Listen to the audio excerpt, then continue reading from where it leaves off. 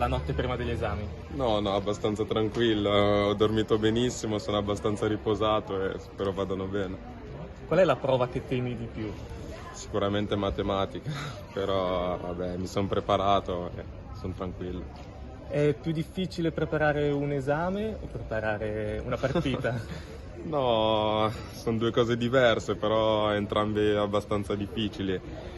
Diciamo che per una partita forse sono molto più calmo perché è la cosa che mi piace di più e che mi viene anche più facile, però anche la scuola è abbastanza importante per me e mi preparo altrettanto bene.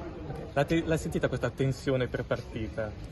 Un po' no, più che altro adesso, prima non tanto, ma adesso che realizzo che sono qua inizia a salire un po', sì. Senti, è stato difficile studiare durante il ritiro della nazionale, come hai trovato il tempo? Era abbastanza difficile perché comunque avevamo tanti impegni, tanti viaggi, però io ho sempre cercato di organizzarmi e ritagliarmi un tempo anche per lo studio. Abbiamo letto che tuo papà ti portava i libri, Sì, sì, sì, dopo la prima partita a Bologna mi ha portato tutti i libri. tutti a festeggiare o invece a ritrovarsi e tu a studiare. No, si festeggia, ma dopo bisogna anche studiare, è importante.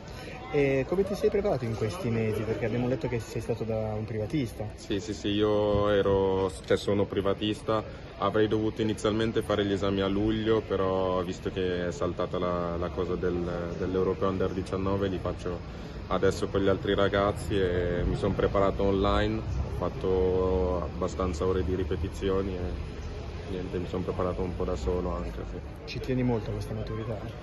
Sì, sicuramente finire bene questo percorso sarebbe la cosa migliore per me, è la cosa che voglio. E anche per i miei genitori è sempre stato importante farmi andare avanti con la scuola e vorrei dare anche un motivo di orgoglio per tutto quello che hanno fatto per me. Stessa serietà nel calcio e nella scuola? Sì, sì, sì, è importante mantenere di pari passo tutte e due le cose. Non è facile comunque con gli impegni, i viaggi, tutte le cose, però ci provo e spero di farcela.